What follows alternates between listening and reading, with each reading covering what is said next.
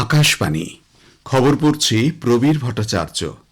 এখনকার বিশেষ বিশেষ খবর হল, প্রধানমন্ত্রী নরেন্দ্র মোদী তাঁর 3 দেশ সফরের শেষ পর্যায়ে দুদিনের সফরে গতকাল সন্ধ্যায় ওমানেই পৌঁছেছেন। আজ দুদেশের মধ্যে ব্যাপক ঐতিহাসিক অংশীদারিত্ব গড়ে তুলতে ভারত ওমান মুক্ত বাণিজ্য চুক্তি স্বাক্ষর হওয়ার কথা রয়েছে। লোকসভায় আজ বিকশিত ভারত জি রাম জি বিল 2025 নিয়ে আলোচনার জবাবি ভাষণ দেবেন কেন্দ্রীয় গ্রামোন্নয়ন এবং কৃষি ও কৃষক কল্যাণ মন্ত্রী শিবরাজ সিং চৌহান। বীমা আইন সংশোধনী বিল সহ বেশ কয়েকটি বিল সংসদে গতকাল গৃহীত হয়েছে। ব্যাডমিন্টনে বিডব্লিউএফ ওয়ার্ল্ড ট্যুর ফাইনাল প্রতিযোগিতায় পুরুষদের ডাবলসে ভারত আজ ইন্দোনেশিয়ার মুখোমুখি হবে। আসছি বিস্তারিত খবরে। প্রধানমন্ত্রী নরেন্দ্র মোদী তাঁর 3 দেশ সফরের শেষ পর্যায়ে দুদিনের সফরে গতকাল সন্ধ্যায় ওমানের রাজধানী মাসকাটে পৌঁছেছেন। জর্ডান ও ইথিওপিয়া সফর সফলভাবে সম্পন্ন করার পর তিনি ওমান যান। মাসকাট বিমানবন্দরে প্রধানমন্ত্রী মোদীকে অভ্যর্থনা জানান ওমানের প্রতিরক্ষা বিষয়ক উপপ্রধানমন্ত্রী সাইদ শিহাব বিন তারিক আল সাইদ। ভারত ওমান সহযোগিতা জোরদার করা এবং কৌশলগত অংশীদারিত্বকে এগিয়ে নিয়ে যাওয়ার বিষয়ে দুই নেতা আলোচনা করেন।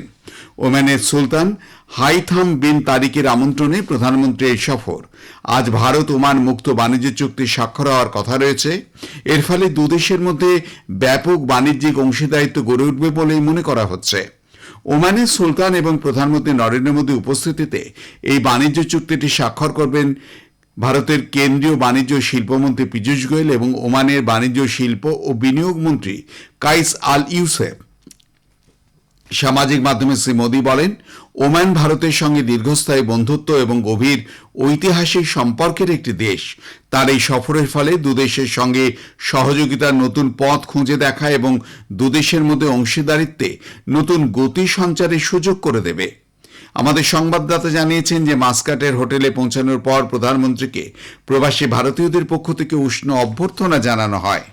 দুদিনের সফরে প্রধানমন্ত্রী ওমানের সুলতানের প্রাসাদ তার সঙ্গে সাক্ষাতের পাশাপাশি এটি বাণিজ্যিক মঞ্চেও দুদেশের ব্যবসায়িক নেতাদের উদ্দেশ্যে ভাষণ দেবেন। তিনি ছাত্রছাত্রী এবং প্রবাসী ভারতীয় সম্প্রদায়ের সঙ্গে মত বিনিময় করবেন। উল্লেখ্য, ওমানে অনেক ভারতীয় ছাত্রছাত্রী নিজেদের মানসিক চাপ কমাতে প্রধানমন্ত্রীর পরীক্ষা পে চর্চা অনুষ্ঠানটি শোনেন। কেন্দ্রীয় গ্রামোন্নয়ন ও কৃষি ও কৃষক কল্যাণ মন্ত্রী শিবরাজ সিং চৌহান আজ লোকসভায় বিকশিত ভারত গ্যারান্টি ফর রোজগার অ্যান্ড আজীবিকা মিশন গ্রামীণ বা বিকশিত ভারত জি রাম জি বিল 2025 নিয়ে আলোচনার জবাবি ভাষণ দেবেন। গতকাল গভীর রাত পর্যন্ত লোকসভায় এই বিল নিয়ে আলোচনা চলে। এই আইন কার্যকর হলে 2005 সালের মহাত্মা গান্ধী জাতীয় গ্রামীণ কর্মসংস্থান নিশ্চয়তা আইন এমজি নারেগা বাতিল হবে। বিলে বলা হয়েছে, প্রতি আর্থিক বছরে প্রতিটি গ্রামীণ পরিবারকে 125 দিনের মজুরি ভিত্তিক কর্মসংস্থানের আইনি নিশ্চয়তা দেওয়া হবে। এর মাধ্যমে গ্রামীণ ভারতের ক্ষমতায়ন উন্নয়ন নিশ্চিত করা হবে। অগ্রাধিকার দেওয়া হবে জননিরাপত্তা, মূল গ্রামীণ পরিকাঠামো, জীবিকা সম্পর্কিত পরিকাঠামো এবং চরম আবহাওয়ার প্রভাব মোকাবিলা ও দুর্যোগ প্রস্তুতি বিষয়ক বিশেষ কাজকে। বিলটি উত্থাপন করে কৃষি ও কৃষক কল্যাণ মন্ত্রী শিবরাজ সিং চৌহান বলেন, এই আইন গ্রামগুলির উন্নয়ন নিশ্চিত করবে এবং দেশকে উন্নত রাষ্ট্রে পরিণত করার পথে এগিয়ে নিয়ে যাবে। 9 दिन की गारंटी के बजाय हम 125 दिन की गारंटी दे रहे हैं। न केवल गरीब का कल्याण, गांव का संपूर्ण विकास, जो महात्मा गांधी कहते थे, एक संपूर्ण गांव, एक स्वावलंबी गांव, एक विकसित गांव का निर्माण, इसका प्रावधान इसमें किया गया है। सबका बीमा सबकी रक्षा बीमा আইন সংশোধন বিল 2025 গতকাল সংসদে পাশ হয়েছে। রাজ্যসভা গতকাল এই বিলে অনুমোদন দেয়। লোকসভায় সেটি আগেই পাশ হয়েছিল। বিমা আইন 1938, জীবন বীমা নিগম আইন 1956 এবং বীমা নিয়ন্ত্রণ ও উন্নয়ন কর্তৃপক্ষ আইন 1999 এর সংশোধনী এই বিলে চাওয়া হয়েছে। বিলে ভারতীয় বীমা কোম্পানিতে প্রত্যক্ষ বিদেশি বিনিয়োগের মাত্রা 74% থেকে বাড়িয়ে 100% করার প্রস্তাব করা হয়েছে। পুনর্বীমা বা রিইন্স্যুরেন্স ব্যবসায় যুক্ত বিদেশি সংস্থার জন্য মালিকানা তহবিলের শর্ত 5,000 কোটি টাকা থেকে কমিয়ে 1,000 কোটি টাকা করা হয়েছে। রিপিলিং অ্যান্ড অ্যামেন্ডমেন্ট বিল 2025 সংসদে পাশ হয়েছে।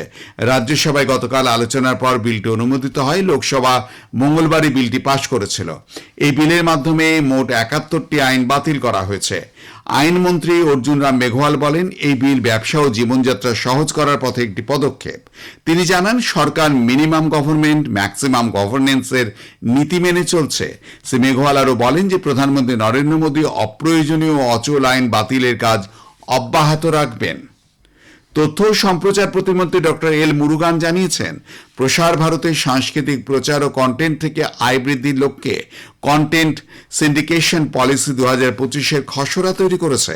লোকসভায় লিখিত জবাবে তিনি বলেন যে এই নীতির মাধ্যমে দূরদর্শন ও আকাশবাণীর তৈরি কন্টেন্ট, জাতীয় ও আঞ্চলিক আর্কাইভ, সরকারি অনুষ্ঠান, উৎসব ও খেলাধুলার লাইভ সম্প্রচারকে আরও আয় উপযোগী করা হবে।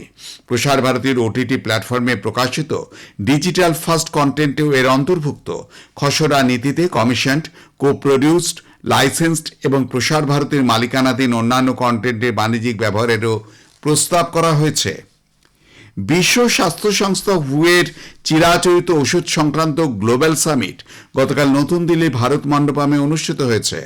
আয়ুষ মন্ত্রী প্রতাপ রাও যাদব এই সম্মেলনে বক্তব্য রাখেন। চিরাচরিত ওষুধে ভারতের দীর্ঘকালীন অভিজ্ঞতার কথা তুলে ধরেন তিনি এবং এই ওষুধে গবেষণা, গুণমান ও বিশ্ব সহযোগিতার বিষয়গুলি মজবুত করে তুলতে হবে বলে মত প্রকাশ করেন শ্রী যাদব। হু ও আয়ুষ ভারতের যৌথ উদ্যোগে আয়োজিত এই গ্লোবাল সামিটে 100-এর বেশি সদস্য দেশের 25 জন স্বাস্থ্যমন্ত্রী অংশ নেন। সম্মেলনের শেষ দিনে যোগ দেবেন প্রধানমন্ত্রী নরেন্দ্র মোদী। ভারতীয় আবহাওয়া দপ্তর উত্তরপ্রদেশে ঘন ও অতি ঘন কুয়াশা পরিস্থিতির কারণে লাল সতর্কতা জারি করেছে। পাশাপাশি হিমাচল প্রদেশ, বিহার, ঝাড়খণ্ড ও ওড়িশাতে আগামী শনিবার পর্যন্ত সকালের দিকে অতি ঘন কুয়াশা থাকবে বলে জানায় আবহাওয়া দপ্তর। পাঞ্জাব, হরিয়ানা, চণ্ডীগড় ও উত্তরাখণ্ডে আগামী 2 থেকে 3 দিন একই রকম পরিস্থিতি বজায় থাকবে। পশ্চিম মধ্যপ্রদেশে উত্তরাখণ্ডে শৈত্যপ্রবাহ চলবে বলে খবর। অন্যদিকে জম্মু কাশ্মীর, লাদাখে হালকা বৃষ্টি ও তুষার বৃষ্টির সম্ভাবনা রয়েছে। খবর শুনছেন আকাশবাণী থেকে।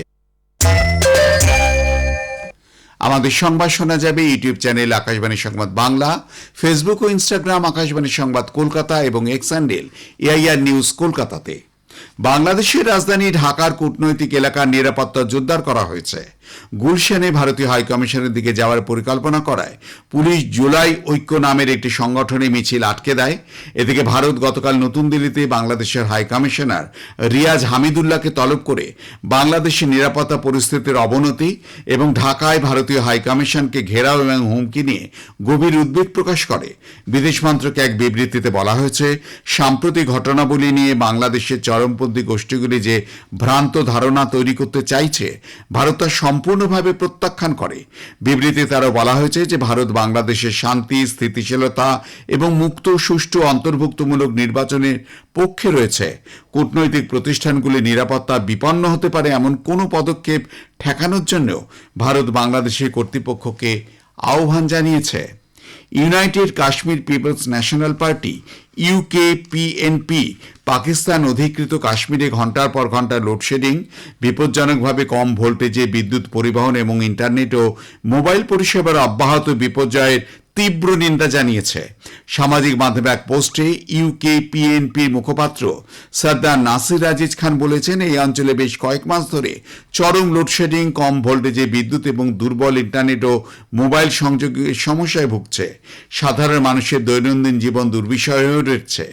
ইউকেপিএনপির মতে পাক অধিকৃত কাশ্মীরের মানুষ যৌথ আওয়ামী অ্যাকশন কমিটির মাধ্যমে তাদের মৌলিক অধিকারের জন্য দীর্ঘদিন ধরে শান্তিপূর্ণ প্রতিবাদ জানিয়ে যাচ্ছে, কিন্তু পাক সরকার গণতান্ত্রিক দাবিকে সম্মান জানানোর পরিবর্তে আন্দোলনকে দমন করার জন্য শান্তিপূর্ণ বিক্ষোভকারীদের বিরুদ্ধে হিংসাত্মক নীতি প্রয়োগ করে চলেছে।